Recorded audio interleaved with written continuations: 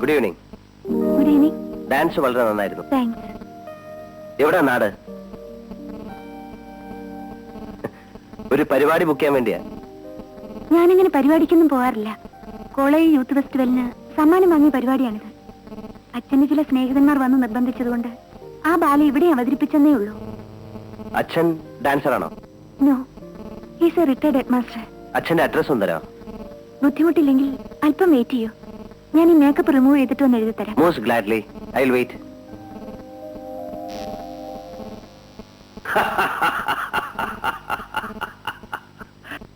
അമ്മാവൻ എന്തിനാ ചിരിക്കുന്നത്? എങ്ങനെ ചിരിക്കാതിരിക്കും എന്റെ അനന്തരവാ.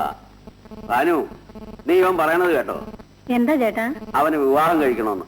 വിവാഹോ? ആ. എന്താ ചെയ്തൂടെ? ചേട്ടാ, അതിന് നിനക്കാരെങ്കിലും പെണ്ണ് തരുമോ? അത് ഇനി അന്വേഷിച്ചാലേ പറയാൻ പറ്റൂ.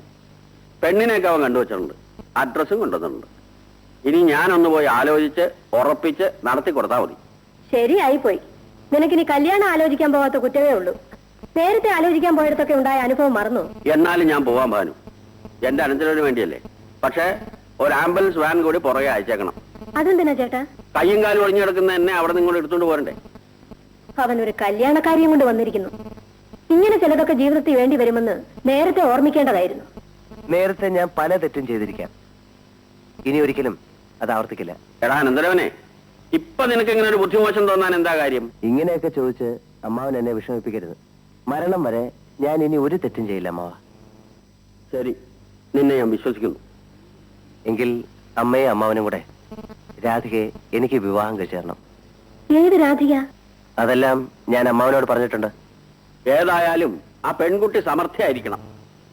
ഇല്ലെങ്കിൽ ഇവനിങ്ങനെ വീഴാൻ കാര്യമില്ല. നീ നന്നാവാനാണ് തീരുമാനിച്ചിരിക്കുന്നതെങ്കിൽ ആ പെണ്ണിന്റെയും അച്ഛന്റെയും കാല് പിടിച്ചിട്ടായാലും ഈ കല്യാണം ഞാൻ നടത്തിത്തരാം.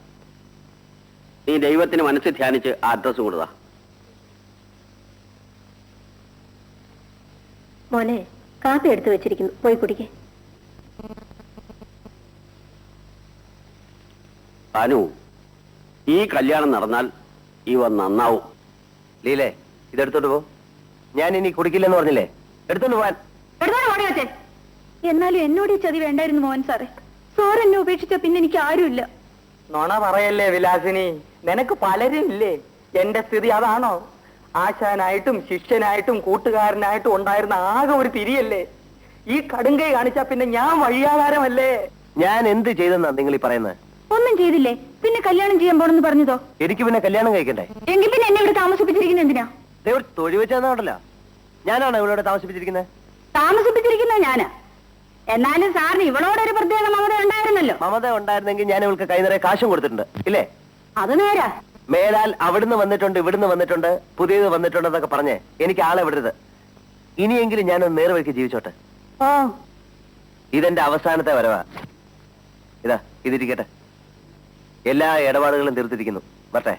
ഇല്ല, ഞാൻ യാത്ര പറയില്ല. അത് നിന്റെ ഇഷ്ടം. ഞങ്ങൾക്കൊന്നുമില്ലേ? എല്ലാവർക്കും കൂടെ ചേർത്താ കൊടുത്തിരിക്കുന്നത്. അയ്യോ, അപ്പൊ എന്റെ കാര്യം ആശാനെ. നീ പോയി എന്തെങ്കിലും ജോലി ജീവിക്കടാ. എന്നാ ഒരു തമ്പുരു മേടിക്കാനുള്ള കാശെങ്കിലും താ. ഹരിശങ്കര ശിവശങ്കരമാണ് ജീവിച്ചോളാം. ദൈവം നമ്മളെ ചതിക്കും ഉത്തമ. Not sure. ഭഗവാനെ, ഈ കല്യാണം ഒന്ന് കലക്കി തരണേ. ഇങ്ങനെയൊക്കെ ആണെങ്കിലും എന്റെ അനന്തരവനെ ഞാൻ സമ്മതിച്ചിരിക്കുന്നു ഭാനു. ഇവനെ നേർവഴിക്ക് കൊണ്ടുവരാൻ ആ പെൺകുട്ടിക്ക് കഴിയും. നേരാണോ ചേട്ടാ? അതേടി, നല്ല കുട്ടി, വീടും വീട്ടുകാരും ഒക്കെ കൊള്ളാം. പിന്നെ സാമ്പത്തികമായി അവർ സ്വല്പം പിന്നാക്കമാണ്. സ്വത്തിന്റെ കാര്യം പോട്ടെ ചേട്ടാ, വേണ്ടതിലേറെ ഇല്ലേ ഇവിടെ? നമ്മുടെ മോന്റെ കാര്യത്തിൽ അവർ അഭിപ്രായ വ്യത്യാസം വല്ലതും പറഞ്ഞു എന്നാണ് എനിക്ക് അറിയേണ്ടത്. അത് പറയാൻ ഇവനെ പറ്റി ഇതുവരെ അവർക്കൊന്നും അറിഞ്ഞൂടല്ലോ. പെണ്ണിന്റെ അച്ഛൻ ഇവനെ കാണാൻ വരുമെന്ന് പറഞ്ഞിട്ടുണ്ട്. അദ്ദേഹം എന്ന് വരും അമ്മ? 5-ാം തീയതി വരാമെന്നാ പറഞ്ഞത്. ഓ, അവന്റെ ഒരു തിടുക്കം കണ്ടില്ലേ? എന്റെ ഗുരുവായൂരപ്പ, ഈ കല്യാണമെങ്കിലും നടത്തി തരണേ. ഇത് നടക്കും ഭാനു. അല്ലെങ്കിൽ ഇത്രയും നല്ലൊരു പെൺകുട്ടിയെ കണ്ടെത്താനോ ഇവൻ ഇങ്ങനെ ഒരു നിർബന്ധം തോന്നാനോ വല്ല കാര്യമുണ്ടോ? ഇത് ദൈവനിശ്ചയാ. മോഹൻ ഇനി ടൗണിൽ പോകുമ്പോ ആ വീടും സ്ഥലമൊക്കെ വേണമെങ്കിൽ ഒന്ന് കണ്ടോ. ശരി അമ്മ.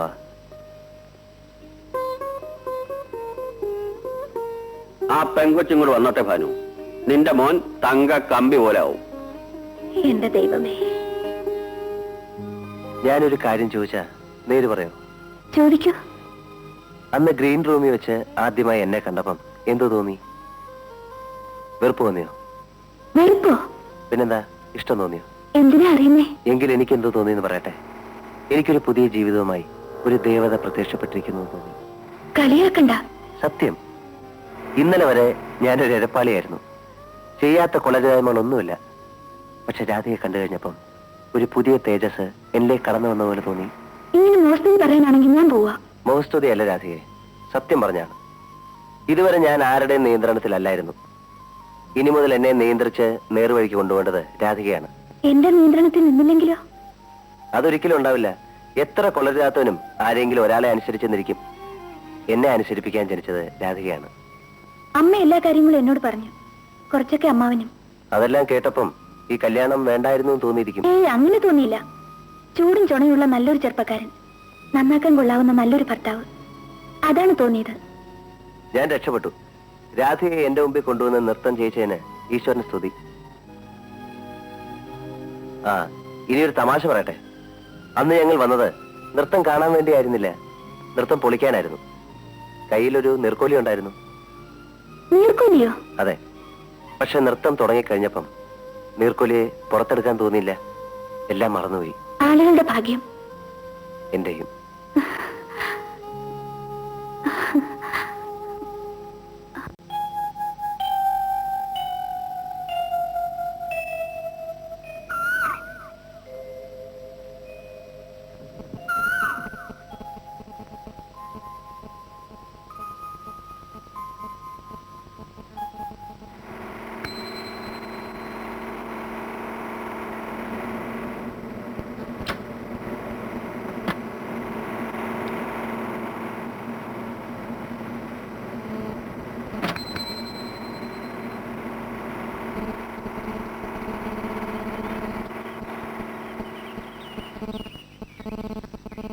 ഈ ഭാനുമതി അമ്മയുടെ വീട് ഇവിടെ അടുത്താണോ? പൂമംഗലം ബംഗ്ലാവിലെ കൊച്ചമ്മയാണോ? അതെ, അത് തന്നെ. ഈ വഴി നേരെ അങ്ങോട്ട് ചെല്ലുമ്പോ ഒരു വളവുണ്ട്. അവിടെ ആരോട് ചോദിച്ചാലും പറഞ്ഞു. വലിയ ഉപകാരം. നീ ഉത്തവനെ അടിച്ചോ? അടിച്ചു. എന്തിനാണ് ഇവൻ നിന്നെ അടിച്ച്? അച്ഛനെ ഞാൻ ഇയാളുടെ ഷാപ്പിൽ കയറി അല്പം സ്മാൾ അടിച്ചു. അപ്പൊ കൊടുക്കാൻ പോക്കറ്റ് ദ്രവ്യമില്ലായിരുന്നു. പിന്നെ കൊടുക്കാമെന്ന് പറഞ്ഞപ്പോ ഇയാൾ എന്റെ ചെവുക്കുറ്റിക്ക് ഒരു അടി. നേരാണോ അവൻ പറഞ്ഞേ? കാശ് ചോദിച്ചപ്പോ നിന്റെ തന്തയ്ക്ക് പറഞ്ഞു. തന്തയ്ക്ക് പറഞ്ഞാ നീ അടിക്കും?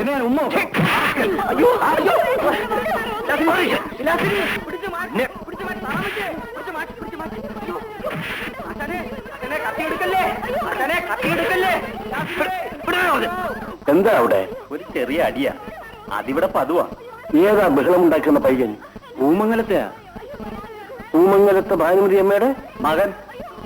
ഒന്ന് പറഞ്ഞ് രണ്ടാമത്തേന് കത്തിയെടുക്കും. ആരുടെ കൈ കൊണ്ട് എപ്പോഴാ ചാകുക എന്ന് ദൈവത്തിനറിയാം.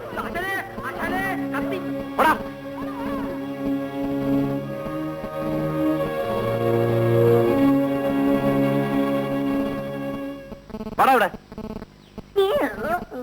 ഇനി ഇവിടെ കേരളെന്ന് പറഞ്ഞു പോയവനാ ഞാൻ. പക്ഷെ നിന്നെ ആരോ അടിച്ചു എന്ന് അറിഞ്ഞുകൊണ്ട് മാത്രം ഞാൻ വന്നതാ. ഇനിയെങ്കിലും മര്യാദയ്ക്ക് ജീവിക്കണം.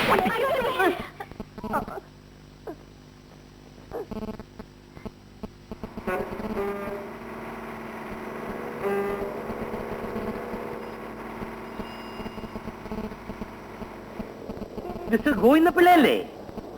ശങ്കരന്മാരല്ലേ? നിന്നെ കണ്ടിട്ട് എത്ര വർഷങ്ങളായി? നീ ആൾ ആകെ അങ്ങ് മാറിപ്പോയല്ലോടാ ശങ്കര. നീ ഇവിടെ എന്തിനു വന്നു? എന്ന് വന്നു? ഇപ്പോഴെങ്ങോട്ട് പോകുന്നു?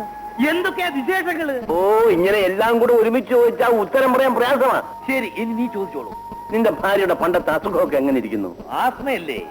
വിഷുവിനും ചങ്കരാതിക്കും ഒക്കെ അവിടെ വന്ന് കാണാറുണ്ട്. ഒരു മാറ്റവും ഇല്ലല്ലോടാ. നിനക്കിത്തിരി പ്രായം കൂടിയതുപോലെ തോന്നുന്നു. വർഷങ്ങൾ നമ്മുടെ കാഴ്ചവട്ടിൽ കൂടി ഒഴുകി ഒഴുകി പോകുന്നത് നമ്മൾ അറിയുന്നുണ്ടോടാ ശങ്കര? നിന്റെ സാഹിത്യപ്രമം ഇതുവരെ തീർന്നിട്ടില്ലല്ലേ? അതെങ്ങനെ തീരും? കൂടെ പറഞ്ഞതല്ലേ. ഒരു കാര്യം ചെയ്യാം, നമുക്ക് വീട്ടിലേക്ക് പോവാം. 10-20 വർഷങ്ങൾക്ക് ശേഷം കാണുന്നതല്ലേ? വിശേഷങ്ങളൊക്കെ അവിടെ ചെന്നിട്ട് പറയാം. വീട് ഇവിടെ അടുത്ത് തന്നെയാണോ? അടുത്തല്ലെങ്കിൽ നിന്നെ എടുത്തുകൊണ്ട് പോവാം. പോരെ? ആ, ഗോവിന്ദപിള്ള 8 മണിക്കുള്ള ബസ്സിന് വരുമെന്നല്ലേ ചേട്ടൻ പറഞ്ഞത്? മണി 10 കഴിഞ്ഞു. അദ്ദേഹത്തെ ഇതുവരെ കണ്ടില്ലല്ലോ. ആദ്യത്തെ ബസ് ചിലപ്പോ കിട്ടിക്കാണില്ലായിരിക്കും. ഇനി വല്ല എതിരാളികളും ചെന്ന് എന്തെങ്കിലുമൊക്കെ പറഞ്ഞു കൊടുത്തിട്ടുണ്ടോ എന്നാണ് എന്റെ സംശയം. എതിരാളികളെ ഉള്ളൂ. പക്ഷെ അവരൊന്നും അറിഞ്ഞു കേട്ടി എന്ന് പറയാൻ സമയമായിട്ടില്ല. എന്തോ കുഴപ്പമുണ്ടെന്നാണ് എന്റെ മനസ്സ് പറയുന്നത്. ആ മനുഷ്യനെ കണ്ടിട്ട് വാക്ക് മാറി പറയുന്ന ഒരാളാന്ന് എനിക്ക് തോന്നിയില്ല.